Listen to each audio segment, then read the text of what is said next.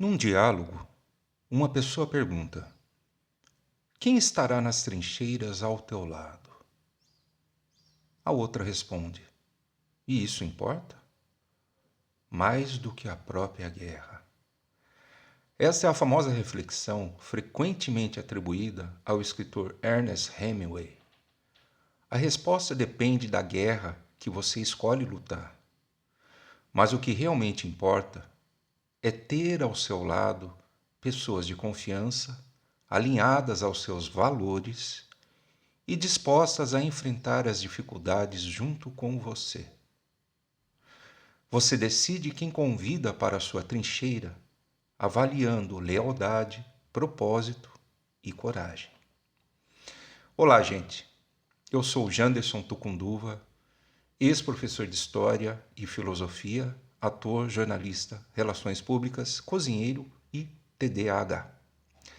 Hoje eu quero conversar com vocês sobre o que eu sinto enquanto neurodivergente quanto aos rumos da política e, consequentemente, da sociedade, já que estão intimamente ligados. E acreditem, eu sofro com as notícias desde 2016. Faz um tempinho que eu descobri uma amiga incomum, para quem eu pergunto várias coisas sobre os mais variados assuntos, e ela ajuda muito. Desde quando eu dava aulas, por exemplo. Essa amiga é a inteligência artificial. E a mais utilizada por mim tem sido a IA do Google. É muito fácil. Calma, isso não é nenhuma propaganda. Desde que eu recebi o meu diagnóstico, um verdadeiro filme tem se passado na minha cabeça. E tudo que ela responde, eu encontro alguma passagem da minha vida relacionado aos sintomas e características que eu sempre senti. Eu resolvi perguntar a ela sobre a questão do crescimento da extrema-direita no mundo, lembrando que não existe um único fascismo, mas sim vários no decorrer da história humana. E aqui já temos uma resposta gerada pela IA do Google, em que ela resume várias fontes. Eu perguntei se havia então fascismos, tá? Se eram vários fascismos. E ela respondeu: exatamente. Historiadores e cientistas políticos apontam que o fascismo não foi uma ideologia rígida ou única, mas sim um conjunto de movimentos flexíveis e adaptáveis que se amoldaram às realidades de cada país. Essa fonte é do Jornal da USP. Tá? Aqui, historicamente, ela me traz algumas manifestações históricas, como, por exemplo, o começo de tudo, que é o fascismo italiano, criado lá por Benito Mussolini. Né? Então, o fascismo italiano foi o pioneiro, focou no corporativismo, na união de classes sob a tutela do Estado e na expansão territorial. Lembrando, gente, só uma curiosidade, o Benito Mussolini, esse líder fascista, ele, na verdade, no começo da vida política dele, ele fazia parte do Partido Comunista da Itália. E, teoricamente, ele não se alinhava às ideias, ele era um cara bruto, né? Um cara grosseiro, violento, e não se sabe ao certo, mas ele foi expulso do Partido Comunista. E aí ele criou um ódio pessoal. Ele odiava o comunismo, a esquerda, o socialismo, o que quer que fosse. Tá?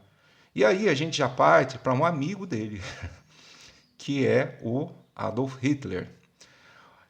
E aí nasceu então uma espécie de fascismo na Alemanha, que era conhecido como nacionalsocialismo. Não tem nada a ver esse nome nacionalsocialismo com alguma doutrina socialista, comunista, anarquista, enfim. O Hitler mesmo confessou em entrevista na época que ele usou, estava na moda falar socialismo e ele colocou no nome do partido dele para chamar mais adeptos, tá?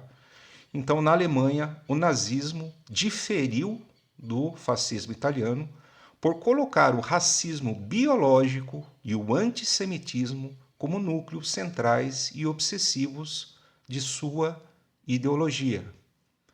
Hitler e o nazismo. Existe um documentário muito bom que saiu agora na Netflix com esse título, tá? Hitler e o nazismo, começo, meio e fim.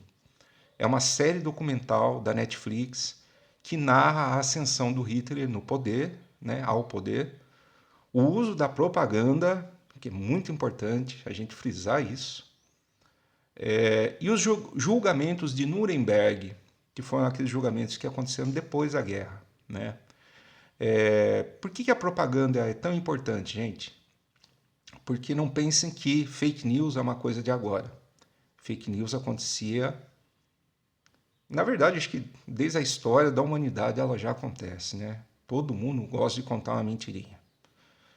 E então eles criaram várias falácias, várias fantasias, principalmente para colocar o povo alemão contra o povo judeu, né?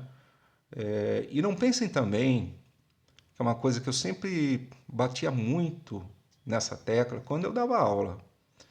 Por exemplo, hoje a gente está num lugar privilegiado da história que a gente consegue voltar no passado, examinando documentos e várias fontes históricas. E hoje a gente sabe que o nazismo e o fascismo eram coisas do mal, coisas ruins. Só que naquela época o povo não enxergava desse jeito, tá? Vamos pensar o seguinte: a gente tá acontecendo um furacão, tá girando tudo no ar e a gente está aqui num lugar seguro vendo o furacão. Isso é a nossa visão hoje sobre a história. Mas as pessoas que foram engolidas pelo furacão e estão lá girando junto, elas vão ter a visão só de dentro. Então, esses grandes ditadores, né, autoritários, eles nunca iam chegar para a população e falar: olha, nós somos do mal. Nós viemos trazer guerra, fome, morte, tristeza, desgraça, né?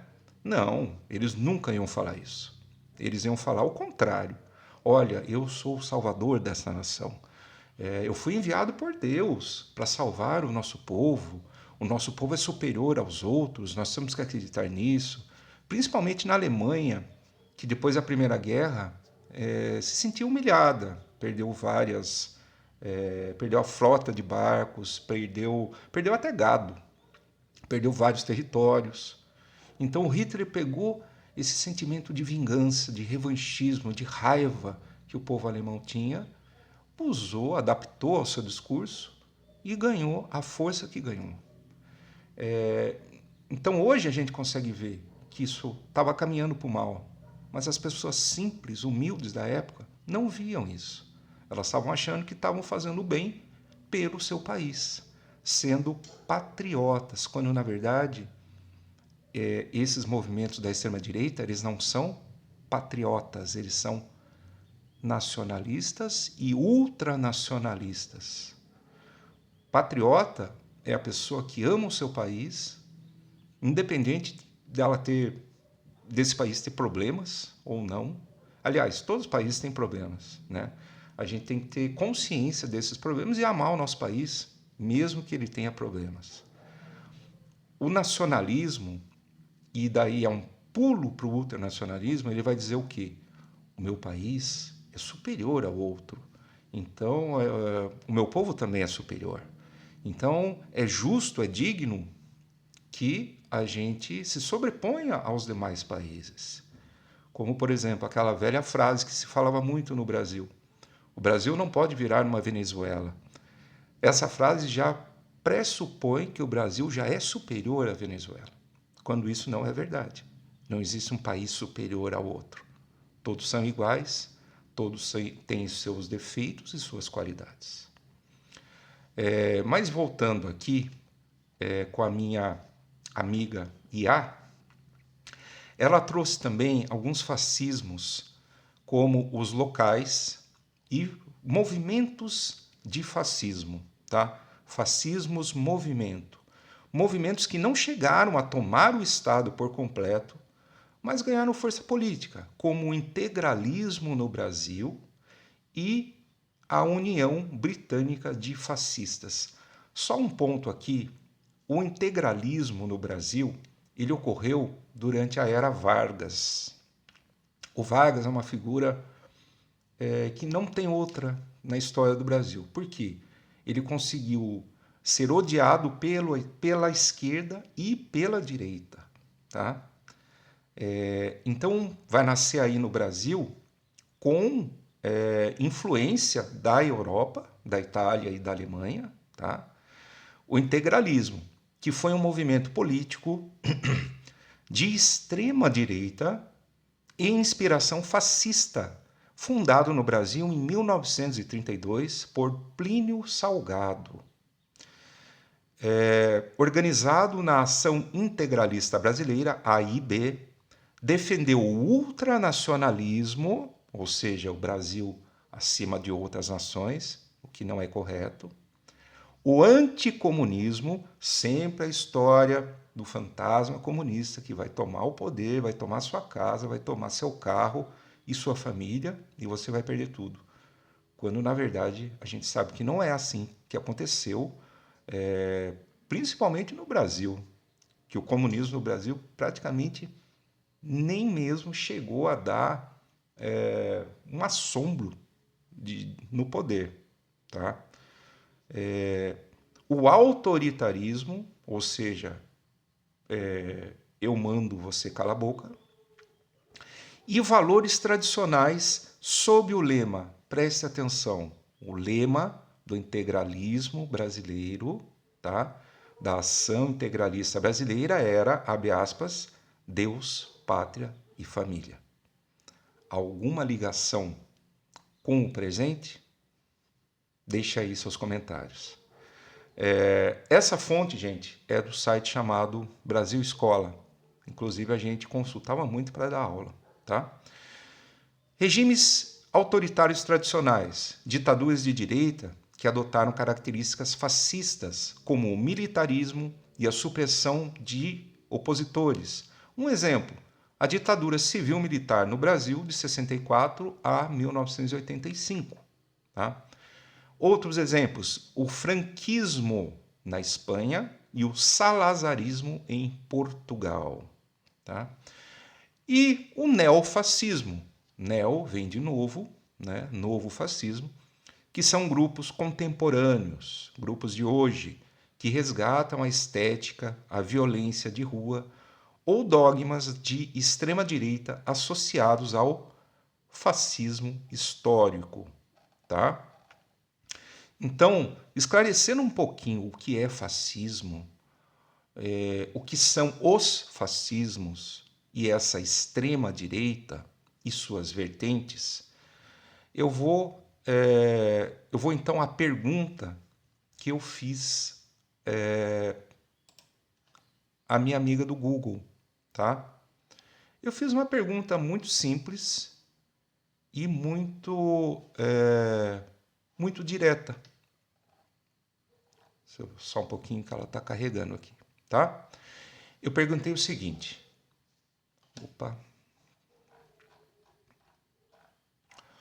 Por que a extrema-direita me deixa triste? Uma pergunta tranquila, né? E que ela respondeu de uma forma que me surpreendeu. A tristeza, aí já é ela falando. A tristeza que você sente em relação à extrema-direita pode ser explicada por diversos fatores psicológicos e sociais que impactam o bem-estar emocional e a saúde mental. E aí ela enunciou alguns itens, tá? Fatores que geram mal-estar. Erosão da esperança coletiva. A atuação desses movimentos é frequentemente associada a um processo de erosão da esperança coletiva e dos sonhos individuais, o que pode levar a sentimentos de desamparo e tristeza profunda. Sofrimento sociopolítico. Especialistas identificam o fenômeno como sofrimento sociopolítico, uma forma de angústia mental causada pela polarização extrema, medo de retrocessos e a sensação contínua de conflito. É uma verdade. Eu fazia de tudo para não brigar. Ainda faço, tá? Depois eu vou falar um pouquinho mais sobre isso também. Mobilização de paixões tristes. De uma perspectiva filosófica e psicológica, a extrema-direita costuma basear sua adesão no medo de violência ou perda de status e na raiva. Para quem não compactua com esses ideais, o choque com esse discurso pode gerar o que o filósofo Spinoza chamava de paixões tristes, sentimentos que diminuem nossa potência de agir e viver. Então a gente se sente impotente vendo tanta coisa triste por aí, não é? Ameaça a valores fundamentais. Se você valoriza a diversidade, os direitos humanos e as instituições democráticas, ver discursos que promovem xenofobia, racismo ou autoritarismo pode causar um sentimento genuíno de luto pelo futuro da sociedade. É exatamente isso que eu sinto, gente. Eu sinto uma tristeza enorme pelo futuro da nossa sociedade, tá? Dinâmica do medo e hostilidade. Então, aqui ele está listando mais algumas coisas. Divisão e ódio. Estratégias que utilizam intimidação e fake news visam dividir a população e calar diferenças, criando um ambiente de hostilidade que é exaustivo e entristecedor para quem busca diálogo. Agressividade e violência. O aumento da agressividade política e a perda de pudor no uso da violência geram uma sensação de insegurança constante, alimentando a ansiedade e a tristeza. E aí, a minha amiga, ela deixa um conselho aqui no final desse parecer, né? Ela fala assim: se esse sentimento estiver muito pesado, pode ser útil se desconectar um pouco das notícias e buscar redes de apoio que compartilhem seus valores para recuperar o sentido de comunidade. Eu acho muito engraçado porque antes de eu receber o meu diagnóstico do TDAH, eu não sabia que TDAH também poderia ter hiperfoco. E aí eu descobri o quê? Que a política é o meu hiperfoco. E aí ele vai trazer algumas outras coisas que eu já vou ler aqui, tá?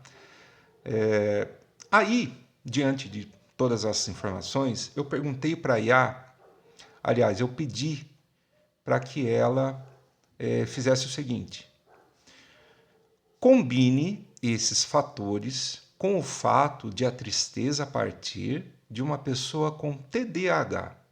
E aí veio a resposta. Combinar os impactos da extrema-direita com o TDAH cria uma tempestade perfeita para a tristeza, devido à forma como o cérebro neurodivergente processa emoções e estímulos sociais. Aqui estão os principais motivos para essa conexão intensificar seu mal-estar. 1. Desregulação emocional e sentir demais. Pessoas com TDAH frequentemente possuem desregulação emocional, o que significa que as emoções são sentidas com uma intensidade muito maior e são mais difíceis de moderar, tá? É verdade. Avalanche de sentimentos, estímulos negativos do ambiente, como discursos de ódio ou notícias alarmantes, podem gerar uma avalanche emocional que o cérebro tem dificuldade de filtrar. Reatividade. O que para outros é apenas uma notícia ruim, para alguém com TDAH pode se tornar um estado de angústia paralisante ou raiva profunda. Gente, eu confesso, eu conheço uma porção de pessoas que não estão nem aí com essas notícias alarmantes. E eu tenho inveja, porque eu não consigo. Eu fico muito mal. Eu fico com uma angústia enorme de ver coisas que podem desencadear outras coisas. Tá? Aqui no número 2, ele coloca o seguinte: senso de justiça hiperaguçado. Estudos indicam que o TDAH está frequentemente ligado a uma alta sensibilidade à injustiça. Eu também não sabia que essa sensibilidade enorme à justiça, ou injustiça, no caso, estava atrelado à questão neurodivergente. Eu costumo até dizer que eu tinha isso porque eu tinha nascido sob o signo de Libra, né? A balança que está sempre ali querendo equilíbrio, justiça. Pode até ser que tenha alguma coisa a ver, mas eu acredito hoje que é mais pela questão neurodivergente, essa questão da justiça. Aí ele lista aqui mais 2 pontos. Indignação difícil de controlar. Ver desigualdades sendo promovidas ou direitos sendo ameaçados por ideologias extremas fere diretamente esse senso de justiça. A incapacidade de resolver essas injustiças gera uma frustração e tristeza crônicas. E o outro item é justiceiro interno. Essa postura de justiceiro pode levar a conflitos sociais exaustivos, aumentando o isolamento e a sensação de desamparo. É verdade. Tudo que eu estou repetindo muito isso, né? É verdade. Porque é verdade.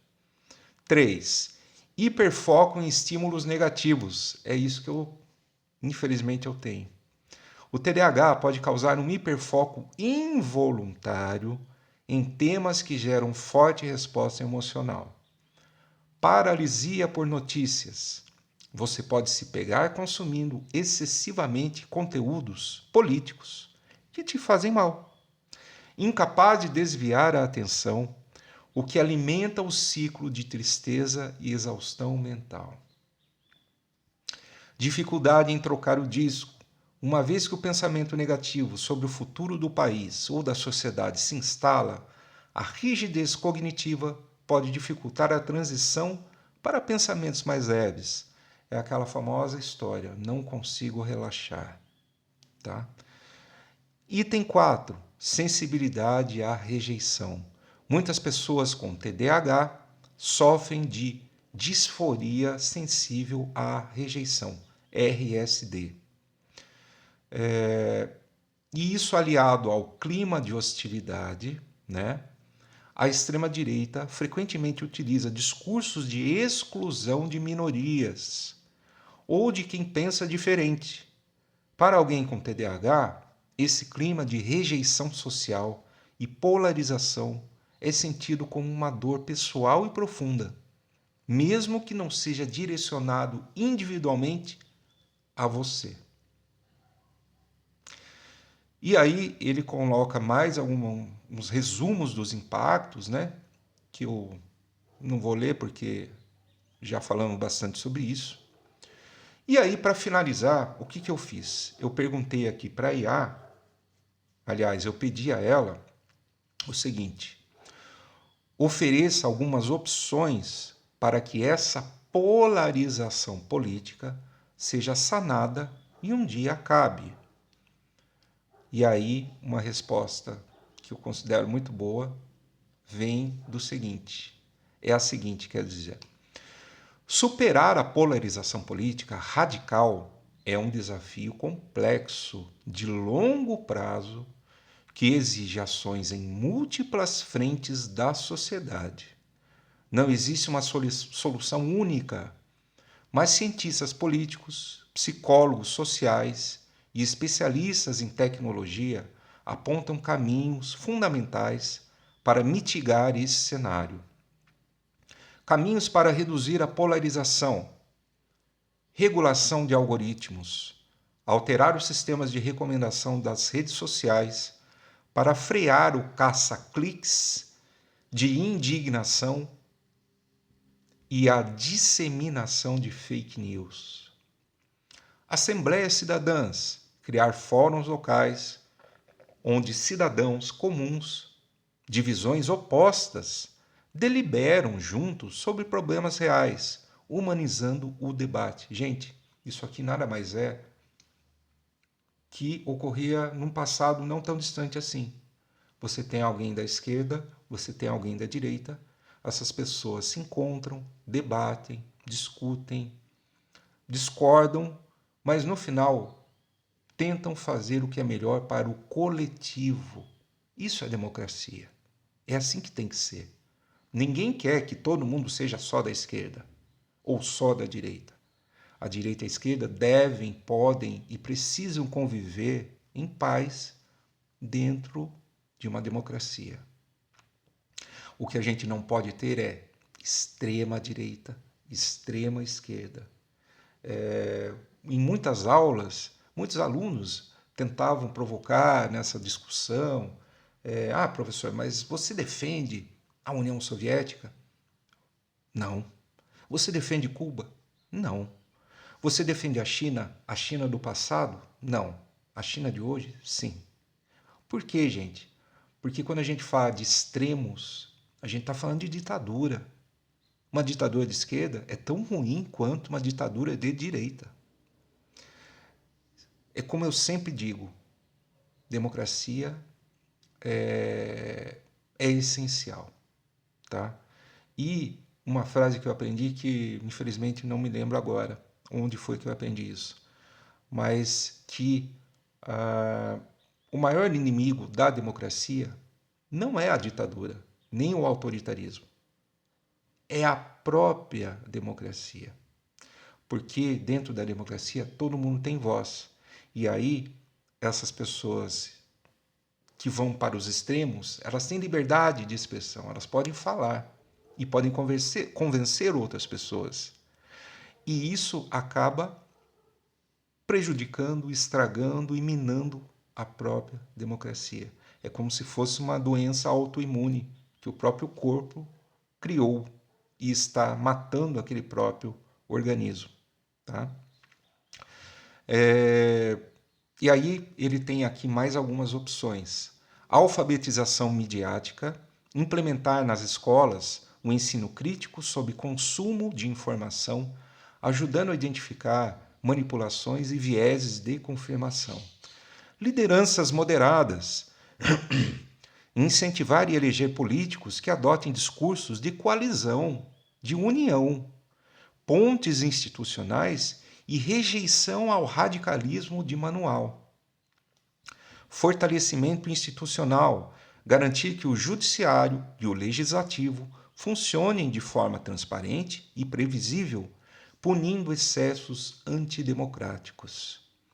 Projetos superordenados, unificar a população em torno de metas comuns urgentes e apartidárias, ou seja, eu não estou ali enquanto cidadão para defender o partido A ou o partido B, eu estou ali para defender a minha rua, a minha cidade, as pessoas que eu gosto, todo mundo. Tá? Como a transição climática ou a erradicação da fome. Contato intergrupal, promover espaços de convivência comunitária, cultura, esporte, lazer, onde a identidade política não seja foco principal, tá? Não seja o foco central. E, infelizmente, o que a extrema-direita adora fazer é acabar com a cultura, com o esporte, o lazer e as artes, né? Então, finalizando, gente, a minha intenção com esse vídeo não é trazer mais discórdia, mais tristeza, mais distanciamento. Eu me distanciei, eu me refugiei de muitas pessoas da minha família, dos meus amigos queridos de tantos anos, assim como muitas pessoas também se distanciaram de mim.